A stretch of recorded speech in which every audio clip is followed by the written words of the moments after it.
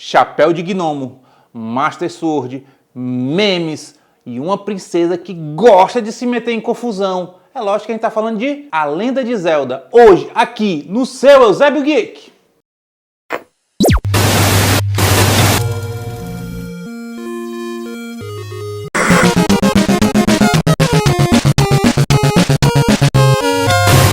A Lenda de Zelda, que é assim como foi chamado quando chegou aqui para nós no Ocidente, na verdade tem um título um pouco diferente, que é Zeruda no Densetsu. Tá? Esse é o título original do lançamento em Japão, que foi inicialmente lançado em 1986. O incrível Shigeru Miyamoto e Takashi Tezuka são os grandes pensadores, são os grandes idealizadores dessa saga de hoje, que conta com muitos, mas muitos jogos, inclusive também muitas participações em outros jogos, tá? Mas nós temos que ter em mente uma coisa muito importante. O primeiro jogo, na verdade, ele foi a culminância do trabalho deles na faculdade. Eles trabalhavam com programação, com pensamento em jogos, juntaram todas as ideias deles dois, tá? E conseguiram finalmente fazer essa grande saga, a idealização inicial dessa grande saga. O primeiro Zelda, ele foi lançado para o Famicom, que é o nosso Nintendinho, tá? No lançamento dele, no Japão, ele foi lançado especialmente para um acessório que o Famicom tinha, que ele usava disquetes. Ele tinha um leitor de disquete para poder ter os jogos. Então, no Japão, o primeiro e o segundo jogos não foram lançados em cartuchos, inicialmente. Foram lançados em disquetes, exatamente com o pensamento do uso desse acessório do nosso querido Nintendinho, tá? Então, tem já esse diferencial, ele já começa vindo com uma pegada diferente para os consoles daquele tempo. Os jogos passam no reino de Hyrule. Nós temos nosso herói Link, que é exatamente a espada jurada para Zelda, que é a princesa, e ela já é a reencarnação já de uma grande divindade dentro da mitologia do jogo. E o legal sim que você vê algumas diferenciações, que você vê uma clássica inspiração nos elfos, como nós conhecemos, porque os habitantes de Hyrule, pelo menos da raça de Zelda e de Link, eles têm orelhas pontudas, têm essa pele mais bonita, um pessoal bonitão mesmo no fim das contas, tá? Que não vivem só. Existem outras espécies dentro deste continente, porque eles são todos agregados, tá? Que vivem em harmonia, tanto é que eles têm um pacto de cooperação mútua para poder realmente continuar e viver com harmonia e prosperidade. Até que surgiu entre uma dessas espécies o famoso Ganon, que já foi chamado de Calamity Ganon e de muitos outros nomes diferentes, mas ele é o nosso antagonista. No primeiro, na verdade, ele conseguiu se apoderar de duas das três faces da Triforce. Tá? A Triforce ela é uma grande força dividida em força, coragem e poder. E ele já tinha adquirido duas, estava atrás da terceira, não conseguiu porque o nosso herói foi lá e nós controlando ele, conseguimos finalizar aquele jogo muito bom, muito legal. Os jogos são muito diferentes porque eles são um jogo de ação com alguns elementos de RPG. Mas diferente da maioria dos elementos de RPG, nós não vemos uma progressão base, uma progressão direta do personagem, a não ser quando nós falamos em contagem de vida, certo? E às vezes em contagem de estamina, que isso é uma coisa um pouco mais para frente que a gente explica daqui a pouco. Mas o jogo em si é muito bom, nós vemos equipamentos diferentes, principalmente entre jogos. Nós vemos histórias, apesar de ser no mesmo continente, com 98% deles é o mesmo herói, mas você vê muita diferenciação nas histórias dentro de um único espaço, que é o continente de Hyrule. Ele aproveita todas as espécies de uma maneira muito boa, muito interessante. E a partir do jogo do Super Nintendo, onde você trabalha dois mundos, e são dois mundos dentro do mesmo continente. Isso é muito legal, que você faz uma passagem de um para outro, que você usa o espelho. E tem muita diferenciação entre um mundo e outro, apesar de ser basicamente o mesmo mapa, com algumas distorções exatamente por causa da mudança de mundos. Ele é muito bom. Zelda foi o primeiro jogo solto, certo? O primeiro jogo solto da Nintendo a vender mais de 1 milhão de cópias. Mario Bros, ele já vinha o primeiro jogo do Mario, certo? O Mario Bros, ele já vinha na memória do Nintendinho, então ele vendeu mais de 1 milhão, mas ele já veio diretamente no console. Zelda foi o primeiro a ultrapassar essa barreira. E sim, é um jogo exclusivo da Nintendo, mas é um ótimo jogo que vale muito a pena, tá? Praticamente todos eles são muito, muito bons e muito bem pensados. Se a gente analisar direitinho, essa pluralidade de histórias dentro do mesmo mapa / continente, junto com a mesma ideia central, e você conseguir tantos jogos diferentes e tantos ótimos jogos, pô, gente, a negrada se garantiu demais, viu? Tem um detalhe interessante que quando o Zelda foi lançado em 86, ele vinha com um guia prático, inclusive o mapa das 6 primeiras dungeons, que é uma coisa que hoje falta nos jogos. Hoje você compra uma mídia física e vem só a mídia e acha bom. Mas esse pensamento, esse livrinho que vinha junto com as mídias era muito legal, que tinha muita coisa diferente.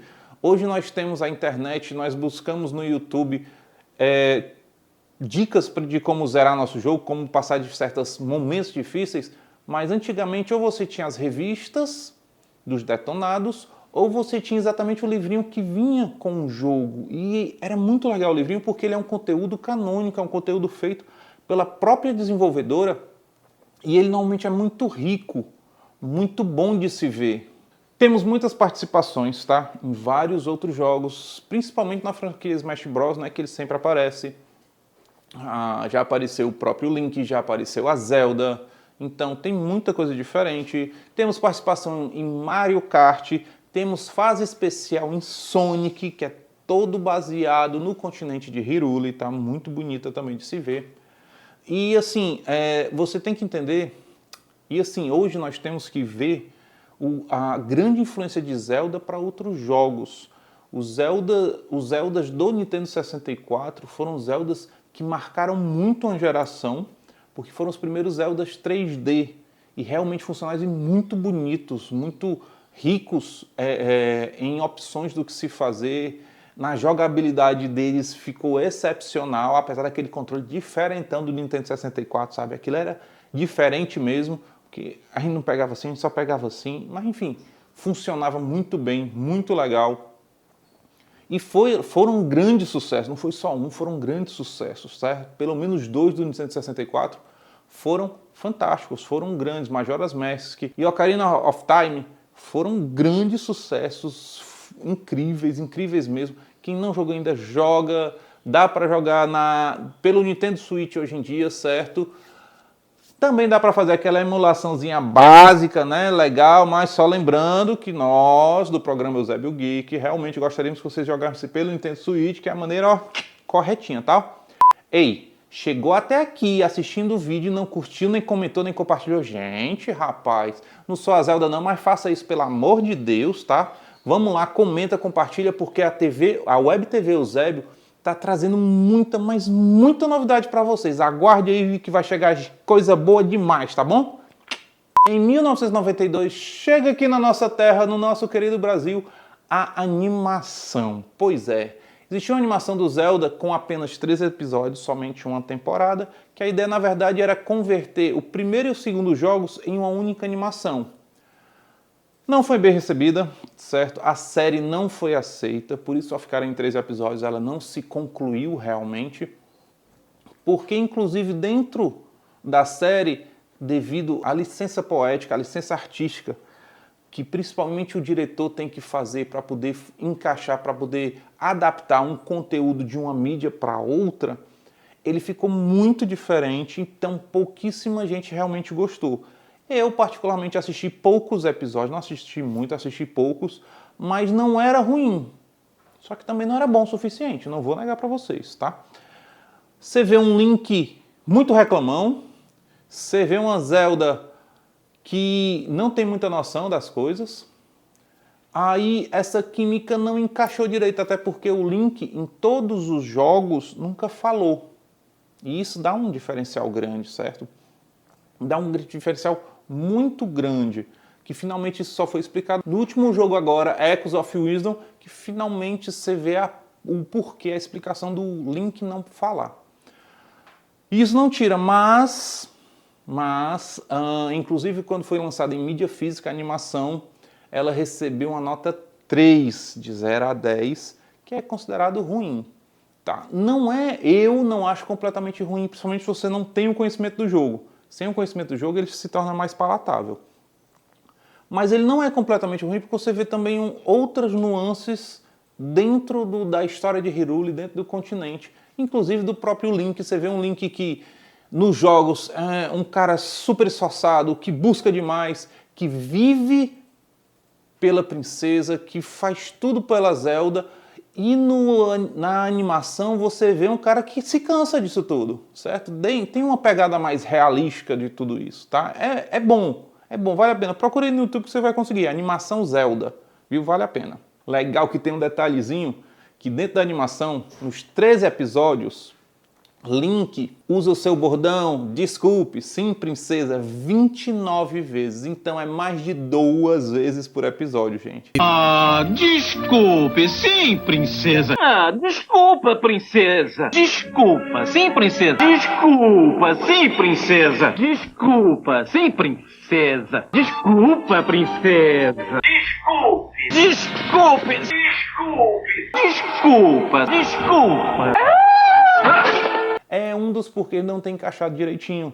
Se mostrou que ele era repetitivo e a coisa não fluía, tá? Mas mesmo assim, assiste lá, dá uma olhadinha, dá uma chance para tudo isso, que vale a pena também. É bem legal você ver uma adaptação de uma mídia para outra e ver o que é que precisa ser feito para que as mídias se encaixem, porque são maneiras de se comunicar muito diferentes, mas muito boas.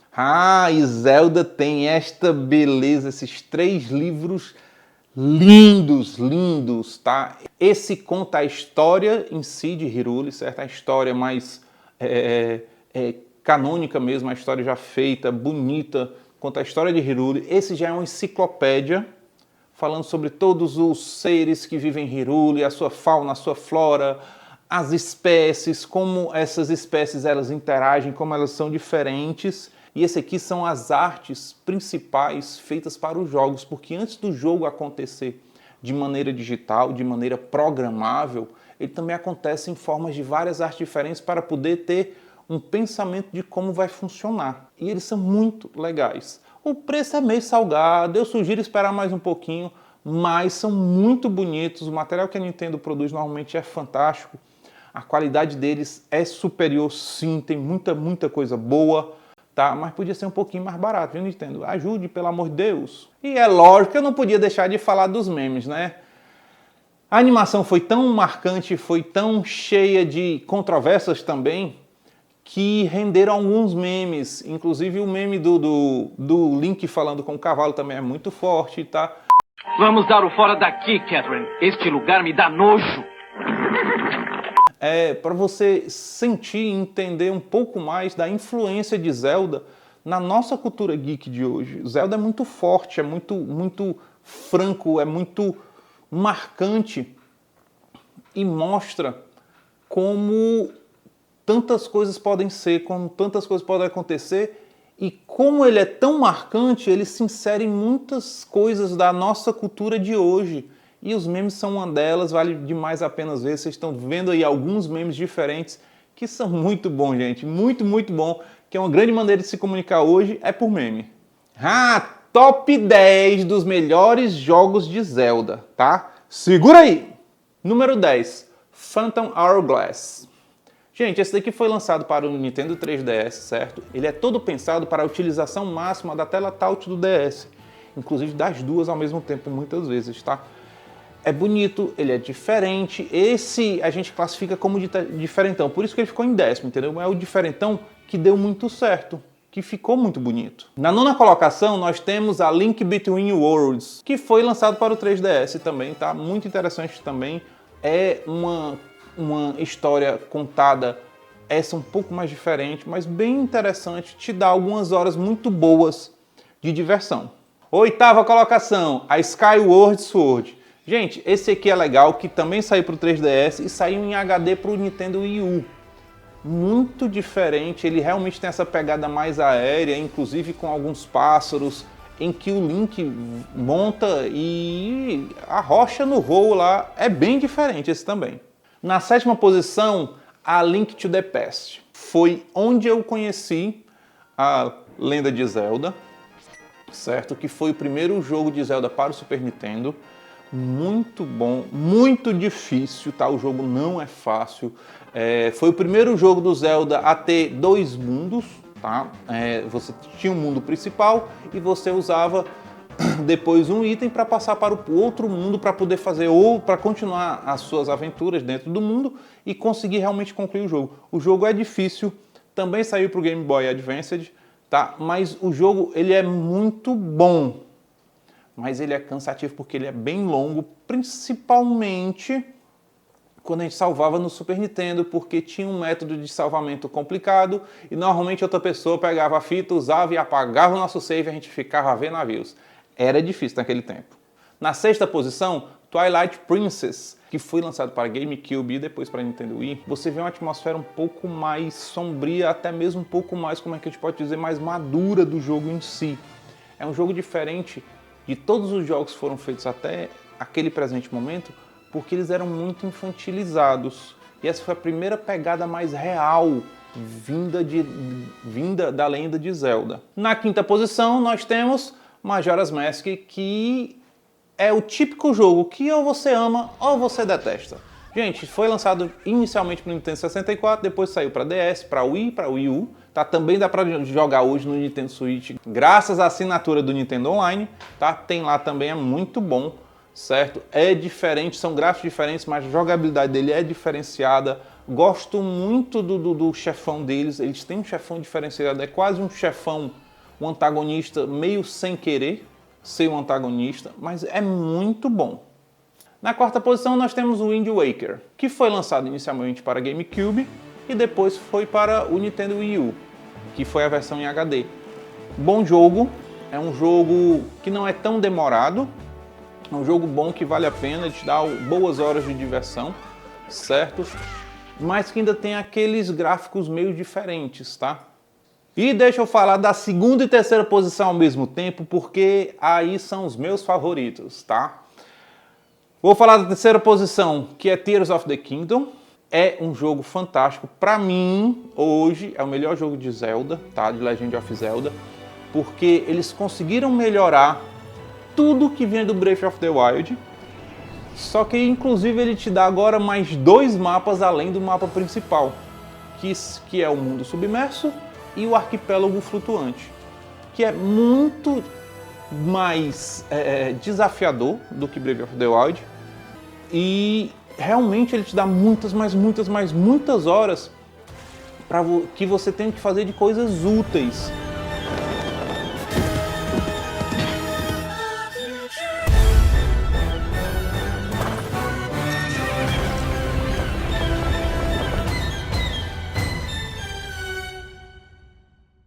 E da 2ª posição, que é Breath of the Wild, que foi onde eu realmente, um paz assim, gostei de Zelda.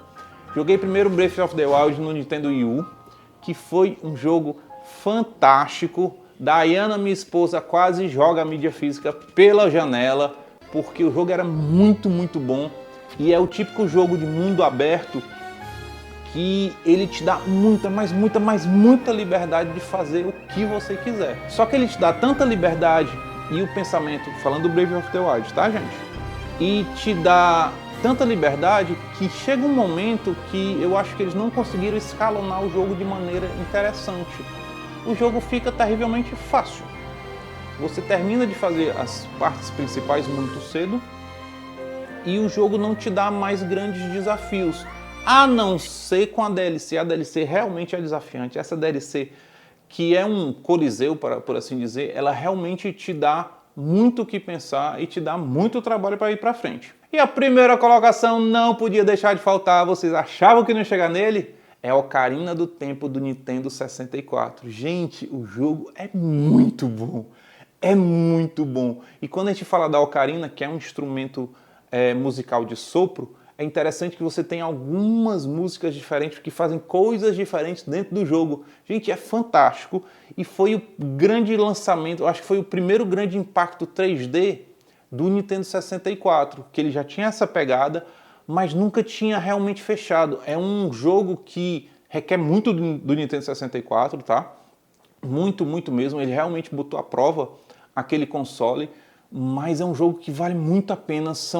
Não é um jogo de mundo aberto, mas são muitas horas de desafios, de aventuras e realmente um vilão diferenciado, viu? Sugiro demais. Gente, é todo esse pessoal que faz a nossa Web TV Eusébio. Eu agradeço demais a cada um deles. Agradeço muito, agradeço a você por estar assistindo, por gostar do nosso conteúdo. E, poxa, gente, comenta aí, diz pra gente qual é o programa que você quer ver, tá? Nós vamos trazer mais novidades ainda, viu? Segura aí que tem muita coisa legal para acontecer, mas nós queríamos saber de você, o que é que você mais quer ver aqui na sua Web TV Eusébio, tá? Gente, eu sou o Pedro Alcântara e agradeço demais que esse foi o programa Eusébio Geek desta semana. Sábado que vem, às 19 horas, tem de novo. Valeu!